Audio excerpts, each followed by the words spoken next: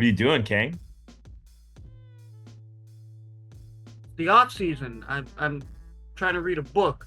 Shout out to my man Taylor Holmes. We'll leave a link in the description. Bunch of short stories, pretty cool. Make sure you check it out. First story is actually interesting. Haunted house, but it's from the house's point of view. Oh, nice. Right?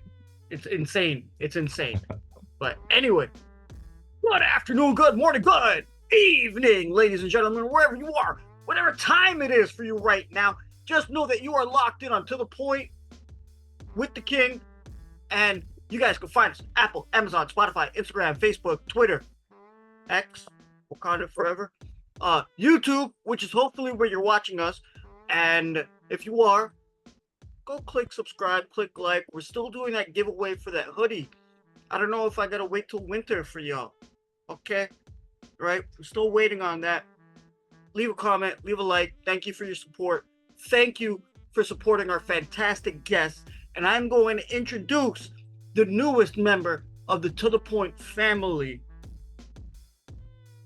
the conniving, crystallizing Kevin. What's How up, you doing guys? today, brother? Good, man. How are you doing? I'm doing good. I'm doing good. Do you want to let the people know Nice. where they can find you? If Yeah, you want to be found? yeah, sure. You can find me at Kevin Eid is my Instagram handle. And then I have a small production company called Heist Films. Yeah, it's called HYST Films. It stands for Have You Seen This? And it's a film production company.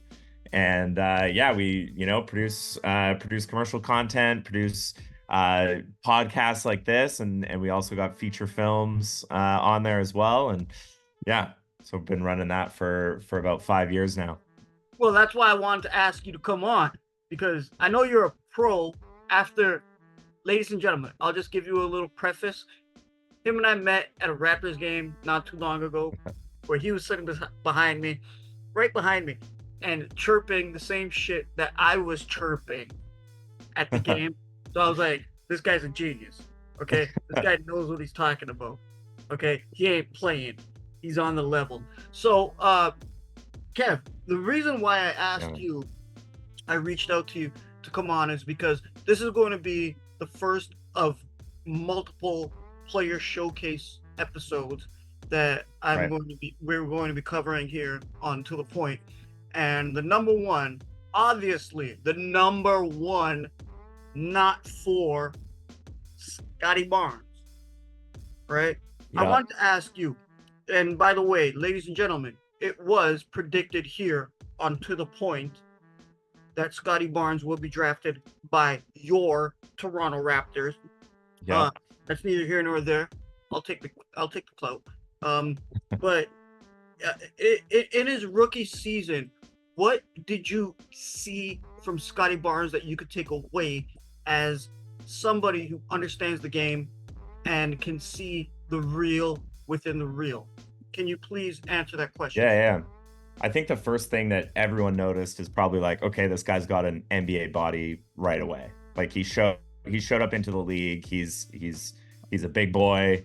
He's moving. I was like, I think they listed him as like 6'8" or 6'7" in the draft or something. And Yes, I was like, this guy's not 6'7". Like he's massive. Like look at his hands, look at his shoulders. He's a big boy. So you kind of knew that he was gonna be able to, perform. He was going to be able to play and not get pushed around. So I think that was probably the first thing I noticed. But after that, it was just the guy's selfless. He's a selfless basketball player. He moves the ball. He tries his best to make the right decision, the right read. He's probably came into the league a little too pass heavy off the top. Like we kind of want him to be more aggressive. I think we still want him to be more aggressive. But I just saw like, okay, this guy's got vision. He's got major defensive chops and future like, hopefully DPOY consideration. The guy is, in my opinion, one of the better off ball, and he's a good on ball defender. He's obviously been like, took that as like something of pride. He wanted to, defend the perimeter. But when you put him off ball and he's defending that, like, and not defending the five, which did a lot of in his rookie year. He defended the five a lot and he defended on ball a lot. But as soon as you brought him off ball, and we saw it a lot this season, his We'll get to block that this shots season. went, yeah, his block shots went way up. But yeah, so that first season, yeah, I really saw some raw defensive potential. Shot needed a little bit of work. He didn't have too much confidence in that jumper. But when he went down and went into the post and started playing bully ball, you're like, guy's got to be doubled. He has to be double teamed when he's backing you in and playing bully ball as a rookie. And like, how many guys can do that? Like, there's not many, Not many. power point forwards in the league that can get you downhill and just back your booty into you and turn and get right into the rim. Like, how many times does he just back people under the bucket and then dunk it on them, or take a quick drop step and then finish with a flush right at the rim? And you're like, he could do this every time. And I think that that's something that, as a Raptors fan, as someone that, we just watched the Tampa, like right before that season. There's just the Tampa series season where, it's like a total write-off and they're not even playing anyone. And Malachi Flynn's playing the last 20 games of the season, and we're in the bubble and it doesn't really matter. And then we come out of the bubble and we get this guy, and it's like, wins rookie of the year. And yeah, I don't think that the team was ready for a player of his caliber to come in. And I think that's why they did so well in that first year, is because they weren't ready for it. And he almost just like got them out of this. And they're like, oh fuck, we made the playoffs, um, but yeah, he's a special player. And I I'll, think I'll, over the I'll, last I'll couple say of I'll years we've say this. enjoyed I'll it. say this about Scottie's rookie season. He's the third Toronto Raptor to win the Rookie of the Year.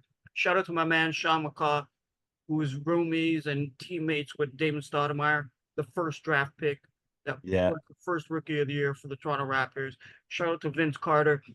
You know, but to see him come out in his rookie season and just like you said, bully ball, right? Yeah, he didn't have the Yeah. shot, and I think he might have been watching because I did say he's got to work on his outside shot.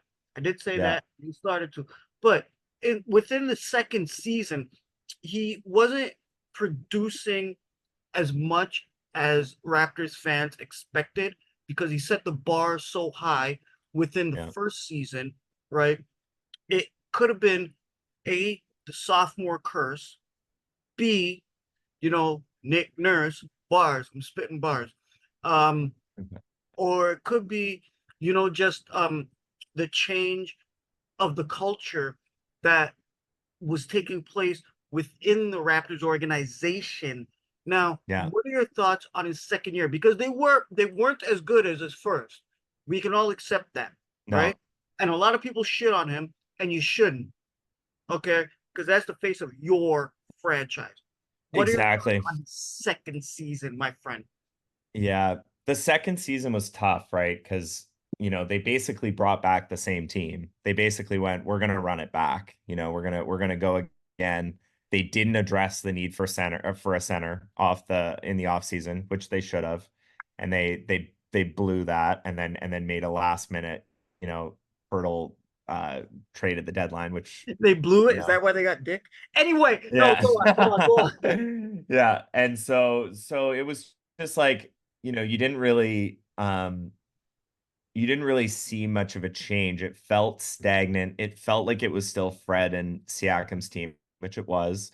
Um, and I felt like I'm really glad that we've moved away from that personnel around Scottie, because I feel like it wasn't built for him. Fred really wanted to play the like pick and roll with either Do, do, do, a you, do, big you, center. do you think Scotty was confused as to his role in his second season? Yeah, Maybe that's why I it was think lackluster. Yeah, I think he was a little confused. He definitely wasn't the number one option. He's this kind of like number three, sometimes number four option. Like, he's like a 3-4 because they were going to Gary a lot that year because they just had such a stagnant offense. And so it was just like, when Fred's handling the ball at the top and he's taking a while to make his first decision, and he's not really LeBron. how many times, yeah. And how many times did they play the pick and roll with Fred and Scottie? They didn't really run a pick and roll with Fred and Scottie. And I didn't understand that. They were like kind of playing him like in this weird, like off the ball position. They just didn't execute well with the personnel that they had, and they didn't have a center, and so he's defending the five. Like, how many games was he defending Embiid or Jokic or Vucevic or whoever? He's Yeah. defending these fives in one-on-one, and that's not his strength. Like, he's not like he can do it because he's big and he's long and he can defend the five. But I think that was like really hurting him from running out, because now he's got to box out these huge fives and he can't like get into transition. They can't like utilize him as a point forward because Fred wants to handle the ball the whole time. And yeah, I just felt that second season was just a bit of a write-off because they were confused. They didn't know what they were doing. Do you think that could have been? This is totally off script. Do you think that could have been part of due to Nick Nurse running all the starters into the ground for 40-something minutes a game? Yeah, I think And not so. I knowing, think it was not that. utilizing the bench that they have. Yeah, it's that and the management. Like, we did this whole, the Vision 6-9 thing. I think was a bust. And unfortunately, like, we all probably got excited about it. Oh, Vision 6-9, you can switch all I was positions. Oh, excited great. about it. I Like, thought it was going to be revolutionary. this could change the game. Is this the new, 3-point shooting? Is this like, everyone's 6-9 and everyone can switch anywhere, and we're running down. But we went Vision 6-9, but then we played a 6'1" point guard who can't jump and can't get to the rim 40 minutes a game. So it's like, what do you mean Vision 6-9 if you're not going to have everyone be 6'9"? If we wanted Vision 6-9, we should have traded Fred and we should have just had, I don't know, fucking Delano Banton run the point or something. Like Fred's not 6'9". Maybe at heart, Fred's 6'9", but he's just not that player. Fred needs a rim running big. He needs that, like, Yeah.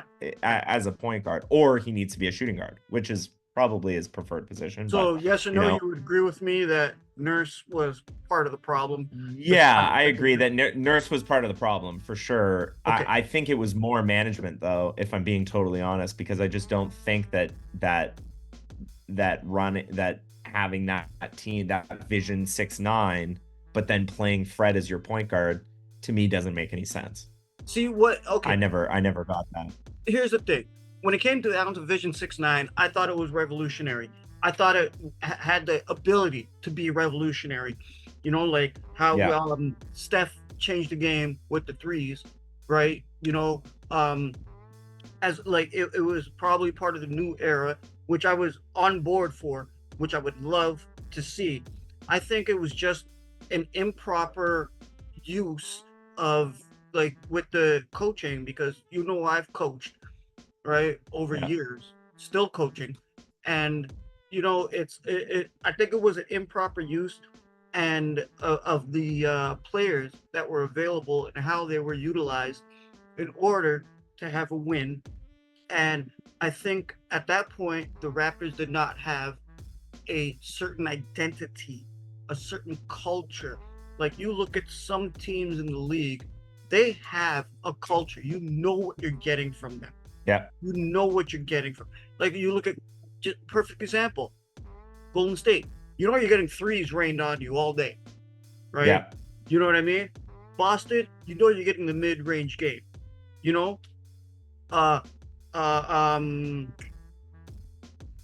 Dallas. No, not Dallas. Denver. You know you're getting banged in the middle, right? Like, you know these things as a coach. Toronto did not have a specific identity, a specific culture. But now, as we move into Scottie's third season, which just previously passed, I think it's safe to say, I'm going to fucking say it. Sorry, YouTube. You can blur that out for me. Okay? I'm going to fucking say it. Scottie is no doubt the face of the Raptors franchise. Yeah. right now. There's no question. Like they got rid of Pascal, they got rid of OG, Fred. Yeah. OG, Fred, right? Like they got rid of a lot of people to turn this because you said it earlier, my friend, right? That about Scottie being this being the man on this team, basically, Yeah. right? So they had to flip the script. They had to get rid of it. So what did you think of this past current season, right? Which is still going on. Finals preview. Check it Yeah. out. What do you think Scottie has provided despite the injury at the end of the season? What do you think he's provided for the team this year?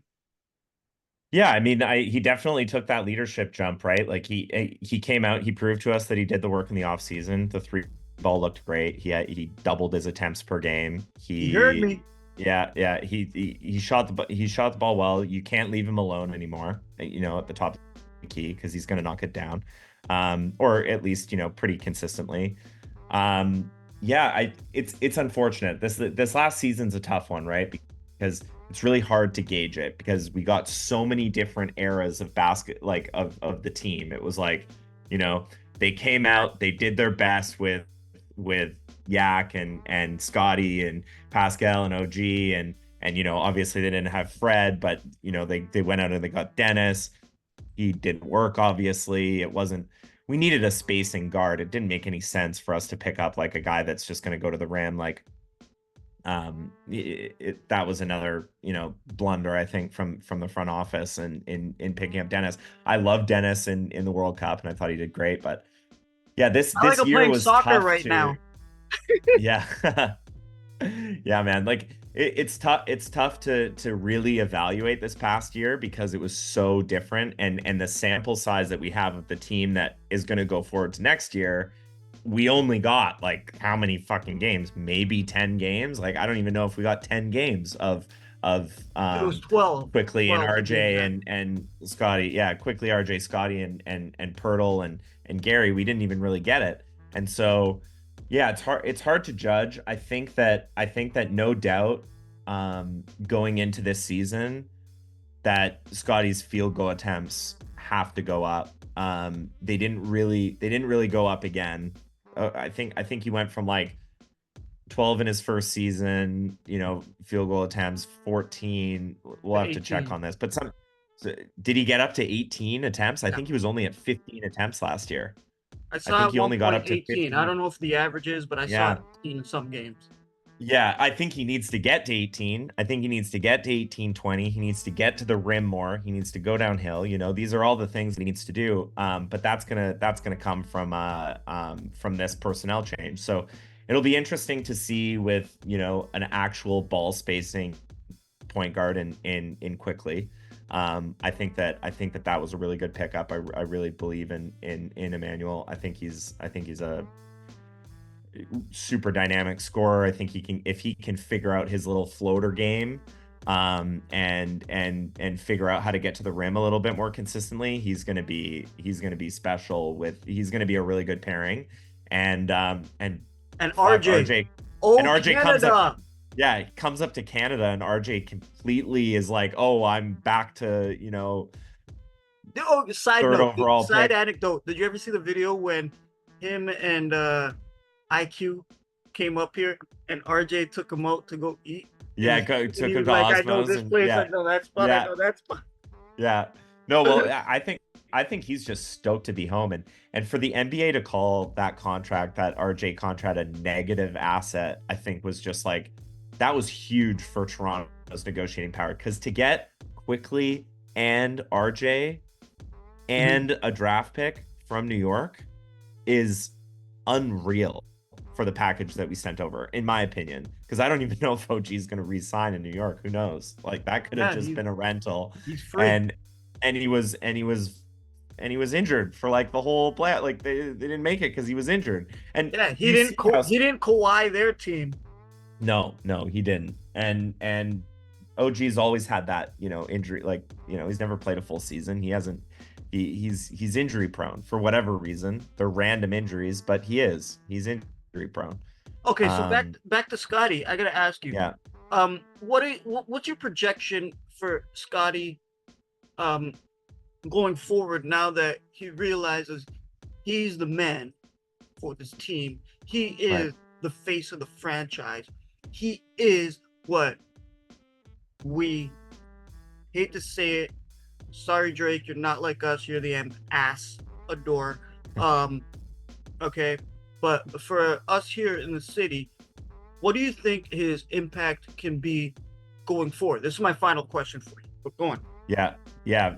Going forward. So number one, he's got to come into the season and not come in settling for the three. Like I felt like he was trying to be a spacing forward last year because he worked on his 3-pointer.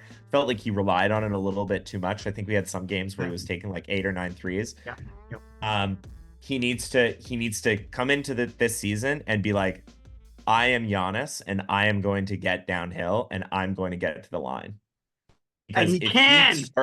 if he does that, if he goes like, my goal is to have fucking 8 free throw attempts a game, 9 free throw attempts a game. If he can get to that level of attack and get downhill, that is going to change how the Raptors play. Now, I do think there's going to be some obviously major personnel change still to happen. I don't know if Bruce Brown's going to still be in a Raptors jersey at the beginning of next Nope, year. he's getting signed and traded. I don't think Gary. Maybe we re-sign Gary on a friendly deal if he doesn't get picked up by somebody else. Who knows? Like people are going to be looking for guys like Gary, so he might go as well.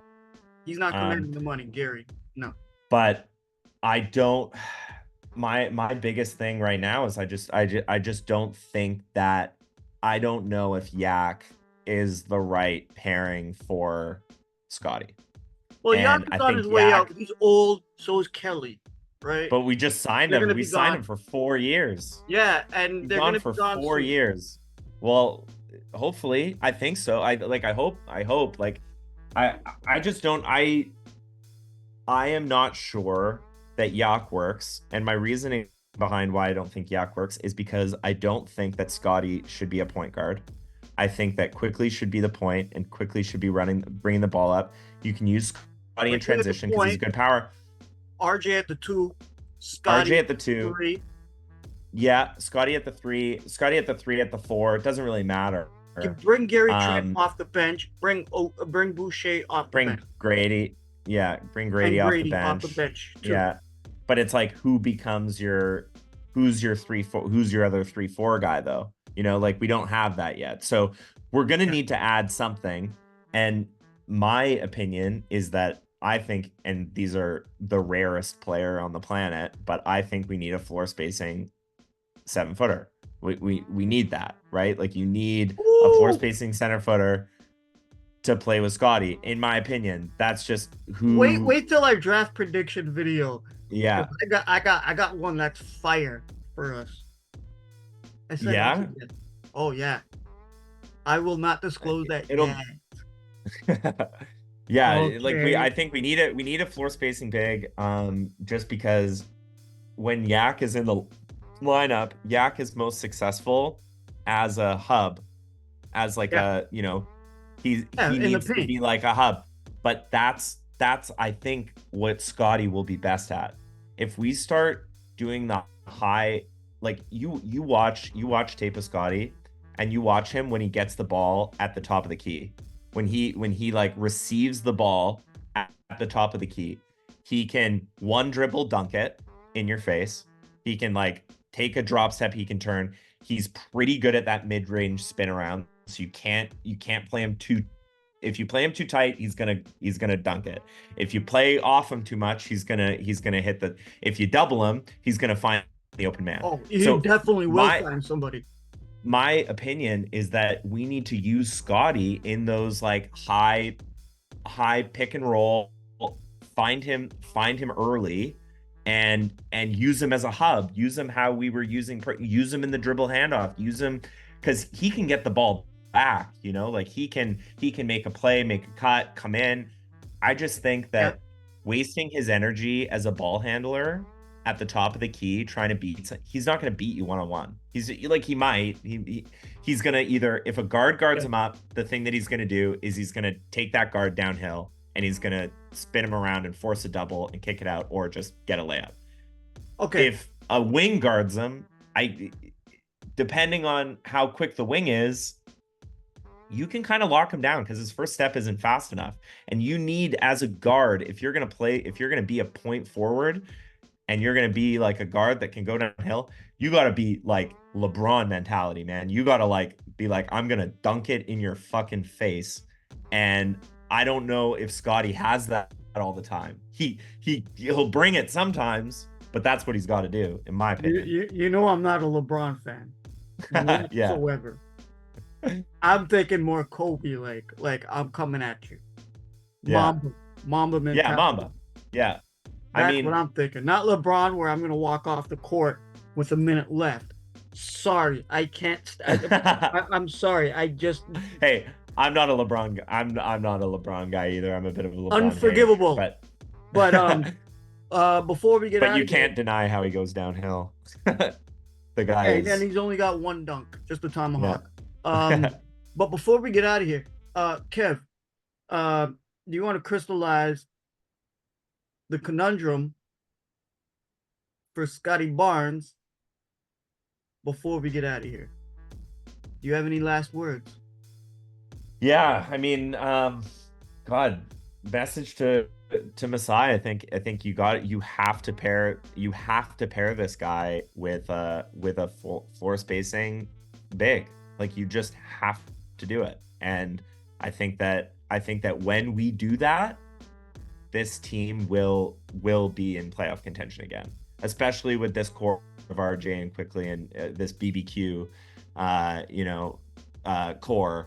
Because if we can add a floor spacing center and Grady can kind of step into that like natural 2-guard role, and we play RJ at the 3, and then Scottie and Grady and Scottie at the 4, man, like a Tim Duncan that means they're shooting everywhere. They're shooting everywhere. He can get downhill at will, and defensively he can play off ball, which is where we know he's most successful. He's going to get the most steals and he's going to get the most blocks when he plays off ball. You just know it.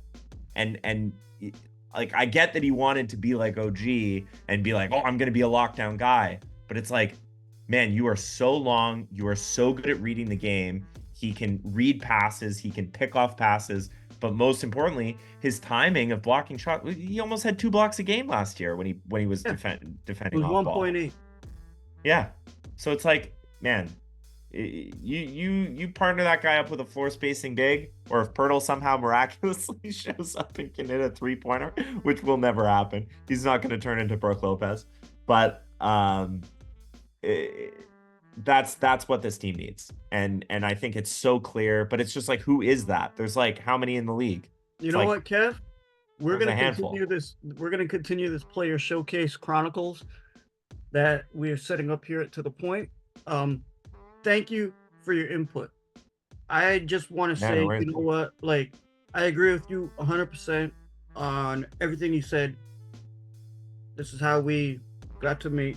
I will say with Scottie, you know, like you said, set him up with a floor spacing big. You know, let him do his thing. He's got the vision. He's good off ball. He's good on ball. He can bully ball. He can do pretty much everything you need on the court, right? It's just, how is it directed, and what? And he needs to be that guy. What are the pieces around him, right? Yeah. That's what matters. And I see the BBQ coming out, so you know that's actually starting some shit, right?